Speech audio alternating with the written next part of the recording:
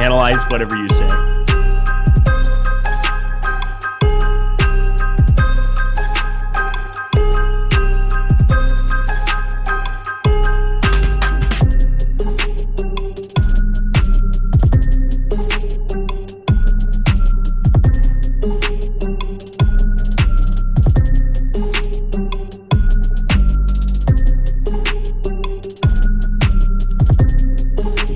Yeah. Good morning, everybody. Welcome to the NFL strategy show, lineup review show. All of these shows put into one, but it is sponsored by NHA, of course. I'm Eric Lindquist. Excited to be talking some recap football with you all for week 6. Looking forward to it, but the guy is going to be riding shotgun here, helping me out with everything and telling you what he thinks about how the slant went down, how some of the Milli stuff went down. Is Adam Scherer. You just saw him recapping NBA. NBA is coming back tomorrow. Are you looking forward to a sport we might be able to win at? I'm having a good football season. So I'm just kidding. I was joking. It was more of just a referral to week 6 and the bloodbath that ensued. But shit my money. How you doing, my dude? Doing well. But yeah, to your question, very, very, very excited for NBA. Yes, very, very excited as well. Very much looking forward to those streets. I'll be doing the slate starter tonight with Renpack. I mean, that is so crazy to be thinking that's a thing. Looking forward to it. But as we're getting going, hit that like button, hit the subscribe button, and hit that notification bell so you know when this and all the other content here at Awesemo is going live. This is my first one of these. I did this last week with Adam, with Josh, where he was hosting. I'm going to be hosting, talking through a little bit of what we're looking at. We're looking at the chalkiest plays that exist on the slant, how they performed. We're going to compare some of the 150 maxers. Then we're going to go through what we thought were some of the best plays on the slate. But, let's just get it started here. What did you think the keys to week 6 were? What do you really take away from what we just had go down? I think the key was just playing guys that I didn't play and not playing the guys that I did play. But no, I mean, it was a weird slate. Like, it was one of those slates where, I'm sitting there at like 3:30 and it's just like, I know I'm getting my ass kicked, but it's also like, I don't really know what I needed to do. Like, I played Cooper. I was over the field on Cooper Kupp. I played a good amount of Henderson. I played a good amount of Stafford and Burrow. It was just like the lineups didn't come together correctly. Like there were enough just important pieces that failed, whether that be Lamar Jackson, Kareem Hunt, different pieces. So it was just a really, really weird slate. And I think that's reflected. You and I were kind of talking about it before the show. Even when you look at most 150 maxers just got obliterated yesterday, but even when you look at the ones that did well, their exposure, it's typically not the day like went drastically under the field on guys like Kareem Hunt. They just happened to win with lineups that, didn't have him. So it was just a really weird slate, I think. Yeah, well, let's get into it. So we got producer Jordan over there, the best producer in the game, named Jordan Klein for sure. No doubt about it. We're going to be covering the $9 slant here. We've got 6 players that we have pulled up. Of course, we were referring to Rickety, 150 maxer, took it down, number 1 up there, 217.42 points. Let's just kind of go and start here at the top with his exposures, because out of everybody that we have pulled up there, we have Rickety, we have the guy who finished 3rd. It's Baca 81. Then, of course, we've got we've got Awesemo, Renpack, and Steve Buzzard to Colts. Kind of looking at everybody's exposure, he had the most Kareem Hunt out of everybody, and you can obviously see Kareem Hunt, only 10.8 fantasy points. It was not a good situation to go way, way down there early in that game. I mean, Arizona just blew the doors off of Cleveland early and often. What did you kind of think about Kareem Hunt and your exposure to him? Kareem Hunt, I thought, was a really, really interesting spot. Like, I was actually, it made me feel a little bit better pulling up everyone's exposures today and seeing that none of these guys went under the field. You had Alex and Rinpack come in right, at the field, but it was just one of those spots where I could make a case either way. You could certainly make the case there were a lot of really good running back plays yesterday, and there was a pretty good chance that a couple of those guys would end up beating Hunt. You could also make the case that, Hunt just clearly projected the best out of that group. He's really good. You're going to get extra opportunities. And it seems like most 150 maxers went with the latter. So I don't think it's a situation where, like, I don't necessarily look at that one and say, if you were under on Hunt, you got super lucky and it was, a bad decision, like I would have said about Alexander Madison a couple of weeks ago. But I also think clearly it's reflected by the fact that most really good players had more than the field, that, it was certainly reasonable to be overweight on Hunt as well. It was just a situation where, he projected really well. He was going to get more opportunities. Like you said, the game got out of hand very quickly, and then Hunt also got hurt and left the game. So it didn't work out, but I thought that was just kind of an interesting decision where I don't really think there was necessarily a right answer one way or the other. I have two kind of follow-up questions on this. First of all, so the news for Madison didn't come out until an hour and a half before the slate started last week that you were going to get Cook inactive. It kind of set itself up to be an absolute smash for him, as opposed to Kareem Hunt, who, we get the news Friday that Nick Chubb is out. So the ownership for him kind of gets a little bit out of control. I think you kind of feel the same way as I do, where Madison was still the better play than what Kareem Hunt was here. But obviously you're seeing a little bit more ownership. It's a different slate. It's a smaller slate as well. So I'm not sure. There's a number of other factors that exist there. But going back around to Derrick Henry, who's somebody that I know that you've repeatedly been underweight to, is it a price thing at the running back position where you decide, hey, with Kareem Hunt at 6,200 or Madison at 5,500, it's so much easier to jam those guys as opposed to Derrick Henry, who has to win the position every single time? Yeah, I think so. You're just getting, when you get those $5,500 or $6,200 running backs, it was the case for Madison. I think that slate, he had the second highest running back projection, just, excluding salary, just in terms of raw points. Hunt was maybe the top projected guy this week. I don't remember, but if not the top, one of the top guys. So it's a situation where you're getting very, very good value, but also a top raw point projection. Whereas when you talk about somebody priced up, whether that be McCaffrey, Henry, Cook, whatever, or Cook at his normal price, I should say, you're getting the top raw points, but the value in terms of points per dollar isn't there. So it's just gonna make it a little bit more difficult to get to them. And that kind of related, though, it also comes down to, like, obviously how many alternatives are there at the position. And that's why I thought the Cook spot was at least more interesting to talk about, more debatable this week than the Madison spot, because with Madison, he just, I obviously don't remember who the options were on that slate anymore, but there just weren't as many. Yesterday you had a bunch of value with Darrell Williams, with Herbert, with Hubbard, because you have all these starting running backs out. But then you also had, the Jonathan Taylor, Darrell Henderson, these guys priced right around Hunt, where, even if Hunt projects a little bit better, obviously Taylor is going to beat him a pretty high percentage of the time. Henderson is going to beat him a pretty high percentage of the time. So I think there was a lot more opportunity cost at the position yesterday, which, again, I don't think it made it so Hunt was a bad play. Clearly I played 70%. Most 150 maxers played more than the field. I still thought he was a good play, but there was at least more of a conversation to be had, I think, than there was on the Madison slate, just because of lack of alternatives on that one. Yeah, he was a big talking point for this slate. I thought we would kind of get that out of the way early. And I just thought it was fascinating that out of everybody that we're pulling up here, the guy who finished first is the guy who had the most Kareem Hunt out of everybody else. Fascinating stuff. Also fascinating, DJ Moore, his second highest owned player, sitting up there, only put up 11.9, an absolute dud going up against this Minnesota defense. Sam Darnold just kind of didn't have it, I suppose, but DJ Moore, 56%. And then the big key to the entire slate for him, the separation that he had with this crazy amount of Adam Thielen and Kirk Cousins that he had here on this slate, 45.3% Cousins and 51.3% Thielen. And, I look at it in hindsight, and this is kind of the game that you play on Monday morning going through this. Adam Thielen at 5,800 should be a price tag that got some more traction, I suppose, especially on a 10-game slate, fewer than we've had on some of these previous slates. Under 4% for a guy who is a touchdown red zone hog, even though his average depth of target has been going down progressively week by week by week. But Kirk Cousins has been great. What do you kind of think about that play after the fact?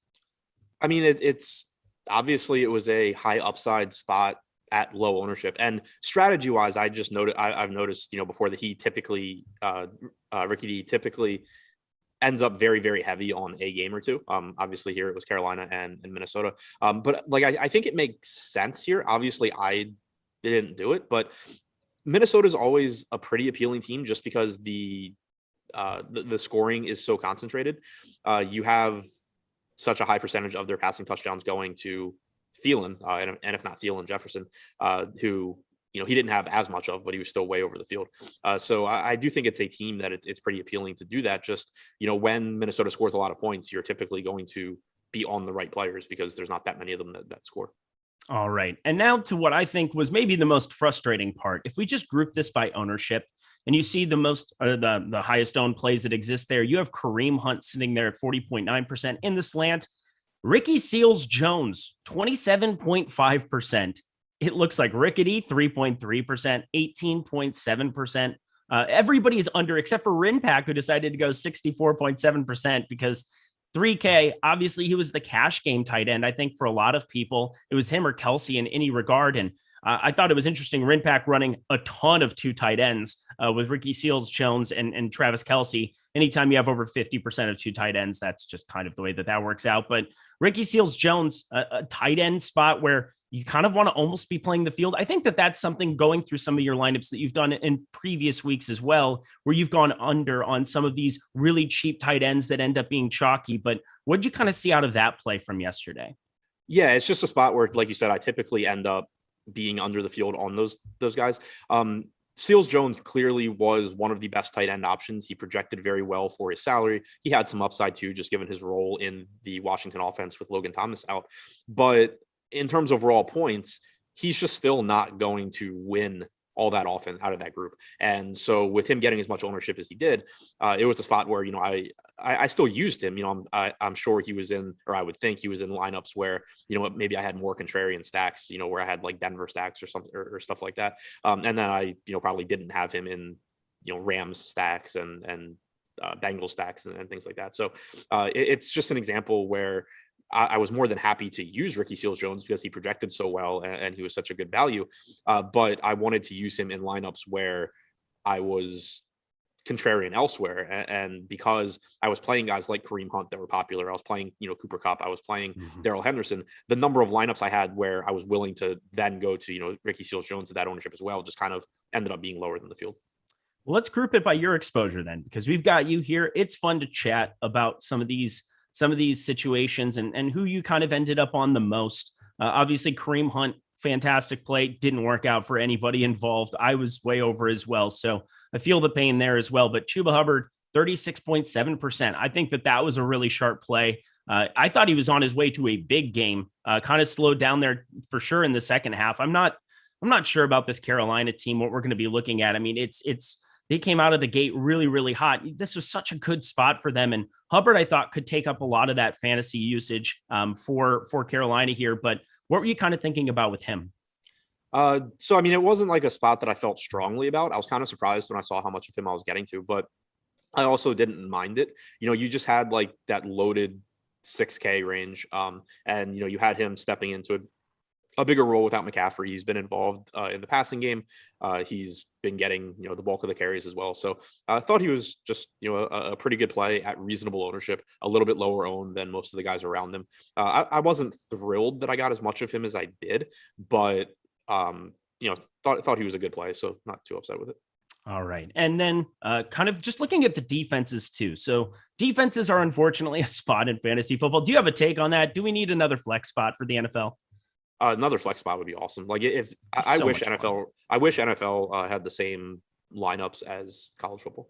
Yeah, college football, super flex, having two quarterbacks, the most important position on the field that you can kind of mix and match and play. A super flex would be an absolute blast, especially some weeks with running backs where it's like, is the super contrarian build to go, you know, like yesterday, if you have a million guys like Joe Mixon obviously went off as well. And Darrell Henderson, so many of these mid-range plays. I just think it would be a really fun way to build lineups. They should at least give us a chance to try it out or do some kind of a test to be able to do that for like a small prize pool. They did it with kickers, for God's sake, over on FanDuel. So the least they can do is try the super flex out for us, right?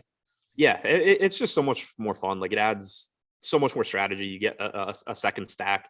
You have some slates like in college football this week where you actually could just play 4 running backs and forego the second quarterback, which, you know, and be contrarian. Like it just makes for more interesting decisions than throw in a defense and hope they score a touchdown.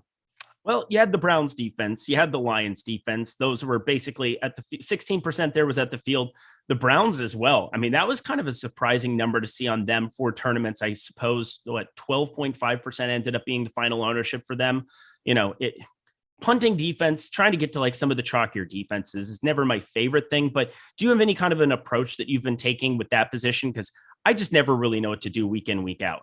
Yeah, I mean, typically I just want to get to low owned defenses. Kind of surprised that I had as much Cleveland and Detroit in tournaments as I did, but not surprised at all that I was overweight on the Chiefs. I was overweight on Washington. Those were both defenses that I thought made a lot of sense at low ownership. So typically it's, you know, in cash, my approach with defenses is to just play the cheapest viable one that I can. I went with the Lions this week. I really wouldn't have hated even just going to Washington at 2K flat. And then in tournaments, I just typically am going to try and embrace volatility, spend as little money as I can on the position typically. And then also just understand that the only way defenses really separate themselves and become necessary to win a tournament are if they score touchdowns, and touchdowns are just random basically. So it's usually a spot where I'm just I'm looking for cheap and I'm looking for low owned. Yeah, and I'm going through again. If you look at Rickety stuff here too, good job there by Jordan. You're just on top of this. This is super easy. I was very nervous about how it was going to work when I'm not clicking the buttons on stuff. Yeah, shake your head. Yeah, me of little faith. That's what it is. I love it. But looking at like the Chiefs defense, some of these other spots, the Browns defense, I mean, it's just kind of fascinating. A guy like Rickety didn't necessarily even have to have the nuts there because he was so overweight to Kirk Cousins, to Adam Thielen in that spot where, you know, Adam Thielen 32.8, and we'll get to the CD Lamb effect too. Have you ever seen a slate where there were that many unbelievable swings at the very, very end of a slate? I wasn't even paying attention at that point because good. My day was over. But yeah, I mean, just watching I didn't see overtime in that game, but the end of the fourth quarter was nuts. But yeah, I didn't even, I saw people tweeting about the swings. I didn't have any because I had already lost like all my money and it didn't matter. Your voice just started to go down there because you were not happy and it was fine. But yeah, no, Milli Makers were swung. CD Lamb, Dak Prescott, obviously a big part of that over there. We're not going to go through some of that because, again, it's a massive lottery in the Milli Maker, even though you were saying before the show, and I want to get your take on this as well, the Milli Maker might be one of the best tournaments to play because of the field, correct? Yeah, I mean, it's the softest. And obviously, if you happen to win it, it's paying for itself for a very, very, very, very long time. So yeah, I mean, I think it is. You know, that was a popular talking point from a podcast this week about, you know, the Milli Maker versus the slant was the talking point. Like the field and the slant is so much sharper, and so yeah, it's a smaller tournament. The payout structure in terms of min cash and all of that is better, but you're playing a lot more difficult competition, so you're less likely to just like, you know, lose all of your money in the slant any given week. But the Milli Maker, like there's just so many dead lineups that you know, it's a really weak field. All right. Well, before we get to some of the best plays of the slate, we'll look at the individual lineups themselves here from the slant for sure. But beforehand, Tony Porcelli there in the chat says, can't wait for NBA tomorrow, boys. My dude, we cannot wait either. And one of the best things that you can do to be prepared right now is to check out Awesemo Plus tools and content for all of the DFS sports we have, including NBA coming back tomorrow, $29.95 for the weekly pass. So you get all the projections, you get the ownership projections, the premium Slack channel, lineup builder, and most importantly for me, the NBA Boom Puzz tool, which I've used forever. And it is perhaps the best tool in the entire industry. You need to be utilizing that on a daily basis when it comes to NBA slates. I'm telling you, it will pay for itself immediately for you. Check it out. NFL Showdown, all caps, one word. That's NFL Showdown, gets you 25% off your first week of Awesemo Plus Platinum. You can activate it using the coupon in the video below. 29. Yeah. So NFL Strategy Show is the one. Oh, I apologize. Okay. I don't know. That must have been the wrong thing. I did not catch that. But NFL Strategy Show, all caps, one word. Thank you, Jordan Klein, for fixing that for me. Check that out. $29.95, but you get 25% off using that promo code. So utilize it. It's up on the screen. NFL Strategy Show. So $3.95 if you want to check out anything for NFL or NBA for some of those weekly passes. But I'm telling you ahead of time, that boom bust tool starting right out of the gate tomorrow will be the best weapon in your arsenal to be able to attack tournaments on slates. So looking forward to that. Hope you are too. And take advantage of that promo now. All right. We got next up here some of the best plays that exist on the slate. I'm just going to group this by fantasy points. I kind of started referring to it a little bit. The CeeDee Lamb catch that just blew up the slate a little bit there, specifically in the Milli. Less so here as Rickety. It didn't really have any impact there for him. I don't believe so. Let me double check. Yeah, no, he absolutely did not have him in that winning lineup. So don't have to worry about it there. But CeeDee Lamb, Cooper Kupp was somebody that out of everybody, you had 28%. You were leading the way on the Cooper Kupp bandwagon. So talk to me about him. He's just a monster. And, he has a good quarterback now in Stafford. He's heavily targeted every week. I've been playing him a lot. Unfortunately, went Davante Adams over him in cash games, but yeah, what can you do about that? I mean, that's right. Yeah, not too upset about it, but yeah, I mean, very upset about it, but not not upset with my decision. But yeah, I mean, Kupp's just been somebody that I roster a lot because he's on a good offense. He is heavily targeted. He gets red zone targets. He's just really, really good. He's always open. He has a good quarterback. So yeah, I mean, pretty much every week, just play Cooper Kupp. Yeah, so there's some really good ideas. Jonathan Taylor as well, which if there's one player that kind of just shocked me as far as what everybody, the consensus about Jonathan Taylor, what that workload would look like up against Houston, but an absolute smash spot. What was kind of the concern there is it seems like the only person, the guy who finished third had Jonathan Taylor there, but every single person here on the board, and obviously you guys are some of the sharpest players in the entire industry, no question about it. What was it that kind of made everybody so apprehensive to go to Jonathan Taylor at 19.3%? Yeah, I'm not really sure. Like that was actually one of the spots that I was most interested to look at today because I thought that maybe I had screwed something up when I saw how little Jonathan Taylor I had, because it wasn't like a situation where I was expecting to single him out over the field, but it was clearly a good spot against Houston. And I didn't think he was like drastically over-owned or anything like that. So I was kind of surprised I didn't have more of him. And then I thought it was really interesting that like pretty much everyone else that I look at was under the field as well. So I'm not sure exactly what it was in his numbers that, moved everyone under on him. But I do think it's interesting that pretty much everyone that like did the same thing there. It certainly, that was a very loaded position and price point. So I actually expected it to be, like some of the 150 maxers that I look at had a lot of Jonathan Taylor, some were more like me. So it is kind of weird to me that everybody pretty much was just not playing him. Yeah, and it's also interesting. I mean, his ownership was projected a little bit lower. I think he was down in like the 13% range. It's not like I got to much more than that. I think there were so many running backs I was just kind of crunching over and over. I was getting like 17%, 16%, Darrell Henderson, Joe Mixon, all of those guys kind of in that mid-range. And yeah, it's weird that Jonathan Taylor ended up being a guy that didn't kind of show up for anybody. 6,600. Maybe it was just kind of no man's land when you have Kareem Hunt absorbing so much of the position at 6,200. Maybe it just kind of was more difficult to find builds for the 400. But either way, I think I don't know what we can really call going through some of these recaps is like a mistake. It can be after the fact, but I think under 20% Jonathan Taylor against Houston, that would be a spot that if you played this slate over again, that's something you would easily want to be over on, right? Maybe, not really. I mean, it's still the same thing. Like you still have Joe Mixon, you still had DeAndre Swift, you still had Hunt, like you said, taking up a ton of your exposure. You still had the cheap guys, Darrell Williams and Herbert. So, it's kind of looking at my exposures with the exception of Hubbard. I just pretty much ended up underweight. I was overweight on Swift. I was over on Hubbard. And then I kind of just ended up under on like the rest of the 6K running backs, which it's just another one. It's like, I don't think it was necessarily wrong. I don't think it was right. It was just kind of, that's how it shook out for me. And I don't really feel strongly about it one way or the other. But I think a lot of it does come back to Kareem Hunt. Like if I had gone in saying, okay, well, I'm not going to play Kareem Hunt, or I'm going to be light on Kareem Hunt, then it's going to put me in a situation where I can just get a lot of these other guys. Okay. And it's just in tournaments as well. Yeah. You're trying to figure out what needs to happen with that one specific player, and it affects so much stuff in your lineups. But I think going over on Kareem Hunt, I would have never changed what I was doing in that regard. I don't think you would either. So yeah, Jonathan Taylor, though, being lighter, going through, yeah, it would be something I'd probably have a mental note where in the future, that'd be a spot to make sure you do not come in underneath. We also saw him just go completely nuts on Monday night. And maybe there was part of it where we expected that ownership to get up around 20%. Maybe that was high, but yeah, what a great outing by him once again. So that's somebody to keep an eye on. Not that he's ever going to go underneath the radar completely, but let's take a look at the, oh, go ahead. No, he only had 2 first half carries too. I know. I saw that. It was absurd. 2.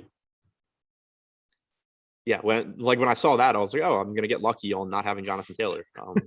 Oh, then the second half of football started. Right. Yeah. Oh, God. I tell you what, sometimes NFL, you feel so good. I felt really, really good after Khalil Herbert got in the box. And I know the boss man did as well, considering grouping by his exposures, 44.7% Khalil Herbert. We haven't really talked about him. I thought he was a really fascinating play. He was kind of all the way down there at the bottom at 4,600, coming off a game where he had tons and tons of carries. You were about at the field. I think that makes a lot of sense here in this spot. Awesemo just really took the overweight approach. He's a homer, I suppose. There might be an element there too. Not that you want to do that with thousands of dollars and be a homer. You know what I mean? Be a homer. I don't know why it came out that way. I apologize to everybody involved. We're going to continue on. A homer is what we are looking at here for Awesemo here. Khalil Herbert, 44.7%. What do you think about that play? I thought it was a good play. I mean, it's kind of just similar. You can't keep a straight face right now. Yeah. You're just like, oh man, pause. There it is. Everybody caught up. That was great. Yeah. But no, I mean, it was another really good running back play. I mean, he was a really, really good value. The chances of him breaking the slate in terms of raw score was pretty low, but he was such a good value and he lets you get up to, good receivers, good quarterbacks. And then, he's still the workhorse there. You expect him to get goal line carries. He's going to be targeted out of the backfield. So again, a really, really good play. I think that Alex was able to get a bit more of him since Alex was also lower on Kareem Hunt. So that kind of goes back to what I was talking about with Hunt, sort of determining what else you could do at running back, because there were so many options that, if like Alex did, you're only playing 40% Hunt, it's going to make it easier to be overweight on a couple of those guys. Whereas if you're jamming Hunt in almost every lineup, you're going to naturally be lower on most guys. Oh man. Yeah. Dave Chappelle. There I am. Awesome. Thank you so much, Loco. Good to see everybody. I woke everybody up, if nothing else. I was going to say, we were kind of going on by, we were just having a great morning. And then, yeah, anyway, enjoyed it. Good times. What a Freudian slip. Good times. All right, let's go to, I said that twice as well there for Jordan. Let's finish out with looking at these lineups specifically that kind of finished near the top. Look at some of the overall construction. We have Rickety up there, Kirk Cousins, Jonathan Taylor, Darrell Henderson, Adam Thielen, KJ Osborne at 1.1% with the home run overtime, 2 overtime catches for touchdowns to win games that did a lot to impact tournaments here. Travis Kelce, Joe Mixon there in the flex, and then the Colts defense. Anything that really stands out to you with that lineup? No, I mean, it's a solid lineup. It all makes sense. And, you would obviously expect that from him. He's a good player. But yeah, I think it reinforces that, we talk about it a lot, but looking at individual players' ownership and just saying, I want to fade him, I want to play him, whatever, is not the best approach, because it all matters in your lineup. He had a very chalky lineup outside of the Minnesota stack. And once you have that Minnesota stack where Cousins is 1% owned, Thielen's 4%, Osborne's 1%, once that's your stack, there's no real reason to be saying, oh, well, I need a contrarian tight end and I need a contrarian, running back and all of that. You can just kind of play whatever you want around it, because if those guys go off, you have such little competition, that you should just have the best plays around them. So that's the, I think big takeaway. It's just a really, really well-constructed lineup. He also has some secondary correlation as well. You have Darrell Henderson and Sterling Shepard. That makes sense. Obviously the same game, so there's correlation there. So he has the Jonathan Taylor plus Colts too, which that's not the defense with running back. I don't think is it's not something I care about. I don't know whether or not it's something he always does, but that is something that, at least has a little bit of a positive correlation as well. Just really, really good lineup. We're getting super chats to cancel me, so that's exciting. Looking forward to that. Scarecrow06. Thank you, my dude, so much. I'm an absolute homer for Awesemo. I will say that big time. Wowzer. And that escalated quickly. That's enjoyable. That's an enjoyable morning we have going. Let's talk about our sponsor, NHA. Thank you so much to No House Advantage for sponsoring this show that is officially off the rails completely. But if you haven't had a chance to play over there, they have so many different contests: NBA, MLB, NFL, PGA, NBA coming back tomorrow. I cannot wait. It's 100% peer-to-peer. It helps level the playing field because as opposed to traditional DFS sites, you're able to go in and you're able to just simply play props. We are looking at the largest provider of props that exists, over 500 of them on a daily basis. Use that promo code Awesemo to get $25 for a deposit bonus right now. And again, you have the opportunity to go in for something like this Monday Night Showdown and be able to find some plays. You know what? Let's kind of do this on the fly. I'm looking over here at No House Advantage. We have projections set up for them on the daily. They've got a 2K to first, 5K Monday Night Football Showdown. I'm looking at a couple of these plays. Stephon Diggs is somebody that in this spot against this Tennessee secondary, you have 85.5 receiving yards. If you like that, if you think he's going to go over, you can play him in a confidence slot, 7 through 1. Be able to play those lineups together and win cash prizes. It's really simple. It's really enjoyable. So check that out as well. Is there any kind of a lean you have here for this Monday Night Football game? Have you looked at anything for it? What, the Bills and the Titans? The Bills and Titans. Yeah, no, I'm putting you on the spot. I'm trying to deflect. Don't mind me. No, I mean, I absolutely no idea. Okay. I won't even. I'm going to the Red Sox game tonight, so I won't even be paying attention to it. Oh, are you going to play though? Probably not. Probably not. Get into Boston at like 6. I assume I'm gonna have to just go like straight from the hotel to the game. All right. Well, check out NHA. It's super simple, super fun to play. Thank you so much to them for their sponsorship. I think you guys will really, really enjoy playing over there. All right. Let's kind of round this thing out. We've got, what are we finishing out with? I don't even know. Check the wing lineups. We did that. We have to find bad lineups. All right. That was kind of the last portion of this program. I went down to the bottom. I was trying to scrape together somebody that might be like one of the worst lineups, but I think it's kind of fascinating looking at a guy like Rickety, who just had the massive day that he did. And you can look at all of his lineups. So let's open up all of his, because he had some lineups on this bottom end that weren't ideal. He had a lineup that was under 100 points. And we're talking about a guy who just took down a GPP and absolutely smashed, but 93.4 fantasy points here for a score. Aaron Rodgers, it's Jamal Williams, 1.9 out of him. Good work, buddy. Kareem Hunt there, 10.8. Darnell Mooney, that's the best performer of the lineup. Davante Adams. What tournament are we in? Oh, I'm in the slant. So am I, but I don't see this lineup.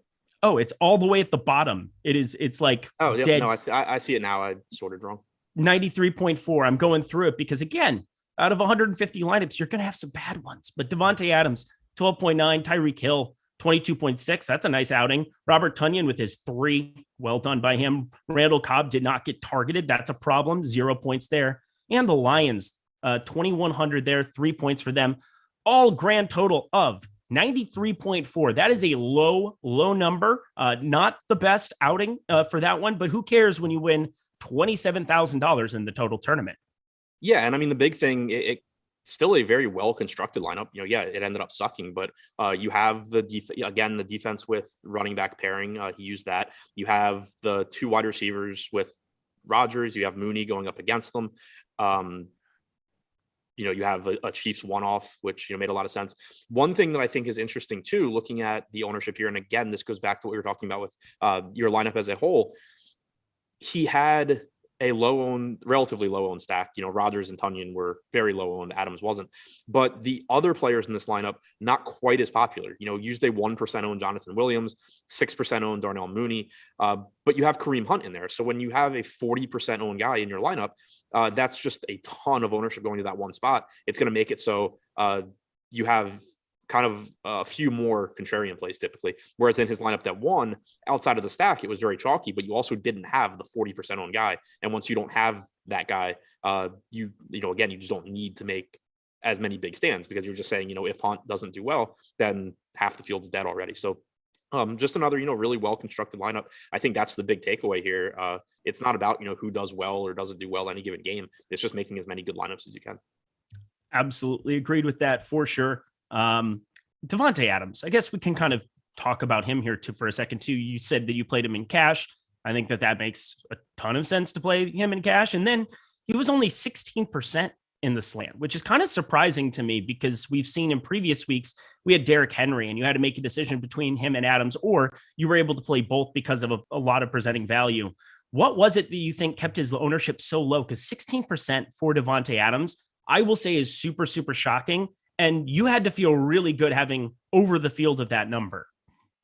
Yeah, I didn't think it was a great matchup. The game didn't have a high total. It was in Chicago, all of that, but it's still Davante Adams. I thought it was relatively easy to get to him given all of the inexpensive running backs that you could use. He's just got a massive ceiling. He typically has a high floor. Only was targeted, I think, 5 times. Still almost salvaged. I'm not sure if you saw it, but his final catch, it was like a 40-yard completion, but it was a 60-yard touchdown at first, but he stepped out of bounds at the 20. Almost salvaged anyway. But, it's just one of those, it didn't work out, but I'm certainly not upset that I was over the field on Davante Adams. Like, there's certainly more questionable plays I made than that one. Yeah, there's a little bit of that. But also that's kind of the way that it is for every single NFL Sunday. Going through it, is there anybody else that really stuck out to you on this slate as either a performer that did really, really well or somebody that did really, really poorly that you were kind of expecting more out of? Lamar Jackson, I guess is one. He disappointed, and especially when you consider how many points the Ravens scored. If you know going in that the Ravens are going to have that type of game, you're going to assume Lamar Jackson is just phenomenal. Disappointing game for him. I think there's not a whole lot to take away from that, though. It was a game where they had a lead the entire game. You kind of expected that the Chargers were going to make it a high-scoring competitive game. They didn't. You also just in the red zone had a lot of rushing touchdowns. You had Jackson missed a wide-open Mark Andrews for a touchdown. I don't remember if it was the same drive or not, but also missed an open Hollywood Brown. Brown had to go off his fingertips. So, certainly could have had more fantasy points anyway. And then I think also just sort of got unlucky in how the Ravens points were scored, and also the fact that the Chargers couldn't score points of their own. So it's another one of the spots where I'd go right back to it, even though it didn't work out. Somebody put Herbert QB in there. That would definitely be one of the things that annihilated me as well, as I really did like that game. I had a lot of Lamar Jackson, and on the other side, had a lot of Justin Herbert playing with Keenan Allen, playing with Mike Williams. And I got to say, that's one of the weirder outcomes that I've seen out of the NFL this entire season. I'm really bullish on the Chargers, but I don't even know what to think off Sunday. Do you just kind of write that off for them? Yeah, I kind of thought it was funny because, all season long, it's sort of been like, are there any actual good teams in the NFL? And the Chargers were like one of the teams that I felt pretty confident saying like, yeah, they're really good. And then they just came out and looked awful. So, I think you just write it off. There's not a whole lot to take away from it. Like, you're still going to expect Justin Herbert to be very good next week. You're going to expect Keenan Allen and Mike Williams to bounce back. I think you just kind of write it off. All right. Well, before we get finished up here, you guys need to check out some of the NHL content. Oh man, just watching everything I say here at the moment. NHL, I'm enjoying that very much. It's great. And if you haven't had a chance to play it yet, now is the time, because if you use the promo code CROSSCHECK, all caps, one word, it is the last day for a $3 promotion code using that. That's 75% off your first week of Awesemo plus NHL. Jake Hari, all the guys behind the scenes, doing a great job with the projections, the ownership projections, stacks, lineup builder, premium Slack. It is fantastic. I guess premium Discord here at this point. So that's going to be a really nice switch. If you guys haven't had the ability to do that yet, and you are a member of Awesemo Plus, I know we got Loco who can help out with that as well. But I'm very much looking forward to playing some NHL this season. I'm going to kind of be prioritizing it a little bit more than I did even last year, and had a pretty good NHL season. And it's just because of the tools. And if you wanted to see what they are capable of doing, that $3 NHL weekly pass is the way to do it. Promo code CROSSCHECK. Check it out. All right. We're kind of finishing it out here. We've kind of done a pretty good job, I think, of encompassing this entire slate. Talked about Rickety's lineups and just kind of taking some larger stands. Not really a ton of 150 maxers in other tournaments, specifically in the Milli, but looking at this slant, is there anything else as we're kind of rounding out that you can kind of finish with? I don't really think so. I think we touched on all of it. Okay, well, then that's a lovely way to kind of segue towards the ending of this. I absolutely love doing this show with you guys. I'm looking forward to getting a little bit more familiar with being able to kind of go through some of these. Again, you want to be recapping these lineups immediately after the fact. Find kind of what it is that were mistakes, what you kind of find to be things that you were just fine with going down with the ship. I guess one question on the way out, I suppose we get 5 more minutes here if we really want to, but Travis Kelce, 26.6% for him. You were under the field, a lot of guys over the field. When you have somebody at 7K that's just out projecting the position by so much, what are kind of your thought processes in being able to, like, going forward on some of these slates where he exists, Mark Andrews exists? What do you kind of do at a specific position like tight end? Do you prioritize these guys generally? Or, on these bottom end guys, we've talked about you being lower on the likes of Ricky Seals-Jones. Is there kind of a tried and true strategy you have for that position specifically? It's just like, it's not even really an intentional thing for me. It's just kind of the way it shakes out a lot. Obviously I thought Kelce was a good play, just like I thought Seals-Jones was a good play, but like you end up, a lot of it ends up being determined by what you're doing with other spots. Like I played a lot of Mark Andrews. I had 25% Andrews because I was using a lot of Lamar Jackson. So once I'm playing a lot of Andrews, it's going to make it more difficult for me to play a lot of Kelce. I also didn't have a lot of Mahomes. So that drove Kelce down a little bit as well. It's not an intentional thing. It's just more so I'm typically only playing one tight end. You can play double tight end lineups using Kelce. I don't have any issue with that. But typically I'm going to have one tight end. So, when you compare it to like running back where you're using 2 or 3, wide receiver where you're using 3 or 4, you're just not going to, it's more difficult to just like be overweight on every player that you like. Love it. Adam, this is so much fun. You're awesome. I'm a homer for you for sure. You're as good as it gets. I completely appreciate everything that you're able to do to be able to recap this stuff. I enjoyed it as well. If you guys like our content over here, we have a ton coming down the pipeline, especially with NBA coming back tomorrow. But today, right up next at 10 o'clock, I believe, out here on the West Coast, 1 p.m., starting out there on the East Coast, the Awesemo betting show. That's Eitan and Ben. We have the NHL strategy show after that, Jake and Josh. We've got the Awesemo Fantasy Football Show, Eitan, Luffy, and Ben. Oh my gosh, keep on going. I'm doing a Yahoo Live show at 12 o'clock out here on the West Coast, 3 o'clock out there with Pete. Then we've got, of course, the MLB Strategy Show, Terry and Gundecker coming back here, 6 p.m. Eastern Time. Then Lofty Savoca getting it started for the NFL Deeper Dive. And then I'll be on live before lock. Looking forward to that at 7:30 p.m. Eastern Time. He's Adam Scherer. He's the man. I'm Eric Lindquist. I'm going to go take a nap. We'll see you later.